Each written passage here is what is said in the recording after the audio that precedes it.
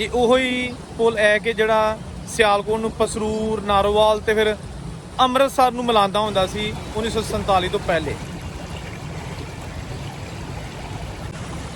अस्सलाम वालेकुम दोस्तों, मैं औरंगजेब बेग और इस वेले मैं मौजूद हाँ सियालकोट शहर दे विच ते तारीखी कदीमी जिहड़ा कि पुल एक हैगा।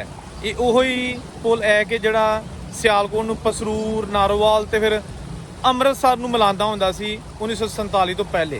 यानी कि ਇਹ ਪੁਲ ਬ੍ਰਿਜ ਜਿਹੜਾ ਹੈ ਸਿਆਲਕੋਟ ਸਿਟੀ ਨੂੰ ਅੰਮ੍ਰਿਤਸਰ ਨਾਲ ਮਿਲਾਉਂਦਾ ਹੁੰਦਾ ਸੀ ਬਰਾਸਤਾ ਪਸਰੂਰ ਨਾਰੋਵਾਲ।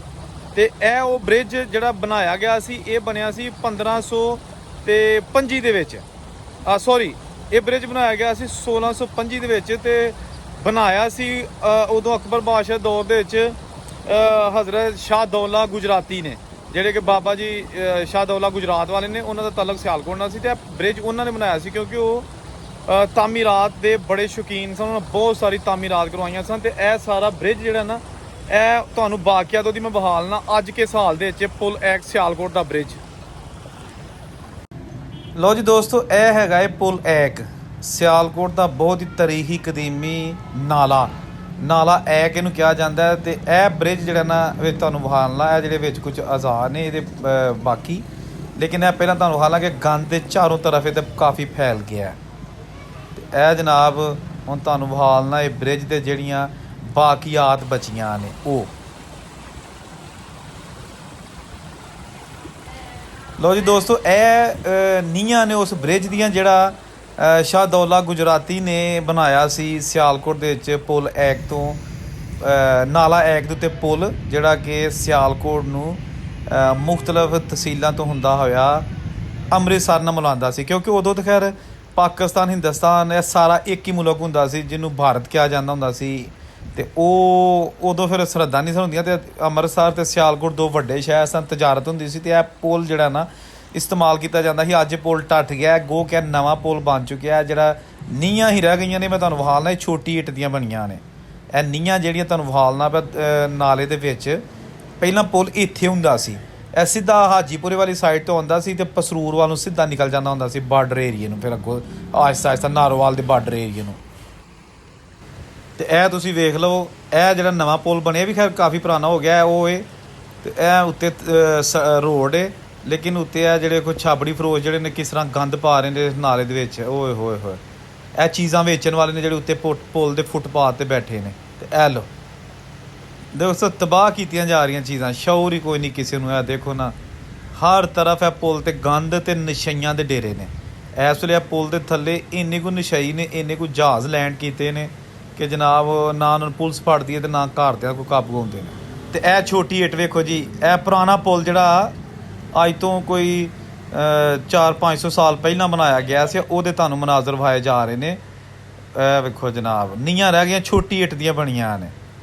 ਤੇ ਪਾਣੀ ਵੇਖੋ, ਗੰਦਾ ਪਾਣੀ ਵਿੱਚ ਜਾ ਰਿਹਾ। ਇਹ ਬੜਾ ਤਾਰੀਖੀ ਨਾਲਾ ਹੈਗਾ, ਇੱਕ ਤਾਰੀਖੀ ਸ਼ਹਿਰ। ਇਹ ਸਿਆਲਕੋਟ ਸ਼ਹਿਰ ਦੀ ਹਿਸਟਰੀ ਕਈ ਹਜ਼ਾਰ ਸਾਲ ਪੁਰਾਣੀ ਹੈ। ਇੱਕ ਹਿੰਦੂ ਰਾਜਾ ਸਲਵਾਨ, ਰਾਜਾ ਸਾਲ ਉਹਨੂੰ ਕਿਹਾ ਜਾਂਦਾ ਸੀ, ਉਹਦੇ ਨਾਂ 'ਤੇ ਆਬਾਦ ਹੈ। ਤੇ ਉਹਦੇ ਨਾਂ 'ਤੇ ਕਿਲ੍ਹਾ ਵੀ ਮੌਜੂਦ ਹੈ। ਮੈਂ ਆਪਣੀ ਦੂਸਰੀ ਵੀਡੀਓ ਤੁਹਾਨੂੰ ਕਿਲ੍ਹਾ ਵੀ ਸਿਆਲਕੋਟ ਦਾ ਵਿਖਾ ਲਾਂਗਾ, ਲੇਕਿਨ ਫਿਲਹਾਲ ਹੈ ਬੜੀਆਂ ਯਾਦਾਂ ਨੇ ਇਸ ਪੁਲ ਦੇ ਨਾਲ, ਉਹ ਮੈਂ ਤੁਹਾਨੂੰ ਵਿਖਾ ਰਿਹਾ। ਇਹ ਨਵਾਂ ਪੁਲ ਅੱਧਾ ਤੇ ਇਹ ਅੱਧਾ ਪੁਰਾਣਾ, ਲੇਕਿਨ ਇਹ ਫੇਰ ਵੀ ਜਿਹੜਾ ਨਾ ਕੋਈ ਜ਼ਿਆਦਾ ਪੁਰਾਣਾ ਨਹੀਂ ਹੈਗਾ।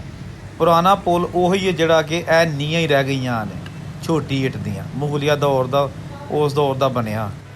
ਤੇ ਵੇਖੋ ਜੀ, ਚੀਜ਼ਾਂ ਜਿਹੜੀਆਂ ਨੇ ਬਜ਼ੁਰਗਾਂ ਦੇ ਹੱਥਾਂ ਦੀਆਂ ਬਣਾਈਆਂ ਉਹ ਵੀ ਖ਼ਤਮ ਹੋਣੀਆਂ ਸ਼ੁਰੂ ਹੋ ਗਈਆਂ। ਜ਼ਮਾਨਾ ਚੇਂਜ ਹੁੰਦਾ ਜਾ ਰਿਹਾ।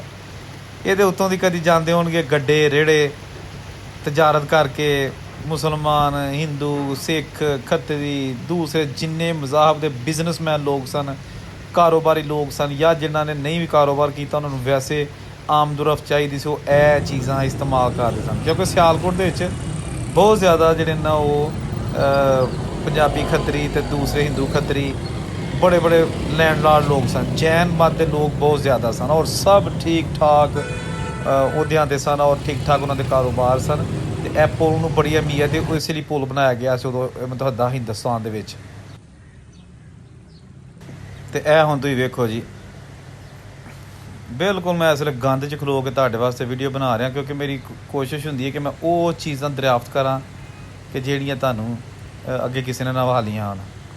ਇਹ ਵੇਖੋ ਜਨਾਬ ਖਸੂਸੀ ਮਨਾਜ਼ਰ ਮੀਡੀਆ ਟਾਪ ਤੇ। ਚੈਨਲ ਨੂੰ ਸਬਸਕ੍ਰਾਈਬ ਜ਼ਰੂਰ ਕਰਿਆ ਕਰੋ ਤੇ ਬੈਲ ਦਾ ਬਟਨ ਦਬਾ ਲਿਆ ਕਰੋ ਤਾਂ ਕਿ ਸਾਡੀ ਹੌਸਲਾ ਅਫਜ਼ਾਈ ਹੁੰਦੀ ਹੈ। ਲੋ ਜੀ ਇਹ ਹੁਣ ਜਿਹੜਾ ਨਾ ਪੁਲ ਐਕ ਦੇ ਉੱਤੋਂ ਦੇ ਮਨਾਜ਼ਰ ਤੁਹਾਨੂੰ ਵਿਖਾ ਰਹੇ ਨੇ, ਜਿਹੜੇ ਕਿ ਸੜਕ ਜਾਂਦੀ ਹੁੰਦੀ ਸੀ ਸਿੱਧੀ ਪਟਿਆਣਾ, ਪਸਰੂਰ, ਨਾਰੋਵਾਲ ਤੇ ਅੱਗੋਂ ਫਿਰ ਸ਼ਕਰਗੜ੍ਹ ਨੂੰ ਵੀ, ਲੇਕਿਨ ਬੇਸਿਕਲੀ ਦਾ ਰੂਟ ਹੁੰਦਾ ਸੀ ਸਿਆਲਕੋਟ ਤੋਂ ਅੰਮ੍ਰਿਤਸਰ। ਤੇ ਇਹ ਵੇਖੋ ਜੀ ਹੁਣ ਪੁਲ ਦਾ ਥੱਲੇ ਇੱਕ ਕਦੀ ਇਹਦੇ 'ਚ ਬੜਾ ਪਾਣੀ ਆਉਂਦਾ ਹੁੰਦਾ ਸੀ, ਇਹ ਪੁਲ ਦੇ ਬਿਲਕੁਲ ਨਾਲ ਟੱਚ ਕਰਦਾ ਹੁੰਦਾ ਸੀ। ਅੱਜ ਵੀ ਪੁਲ ਦੇ ਨਿਸ਼ਾਨ ਲੱਗੇ ਨੇ ਉੱਤੇ ਪਾਣੀ ਮਈਅਰ ਕਰਨ ਵਾਸਤੇ, ਲੇਕਿਨ ਅੱਜ ਕੂੜਾ ਕਰਕਟ ਗੰਦ ਸਾਰੇ ਸ਼ਹਿਰ ਦਾ ਗੰਦਾ ਪਾਣੀ, ਦੁੱਖ ਹੁੰਦਾ ਇਹ ਚੀਜ਼ਾਂ ਵੇਖ ਕੇ।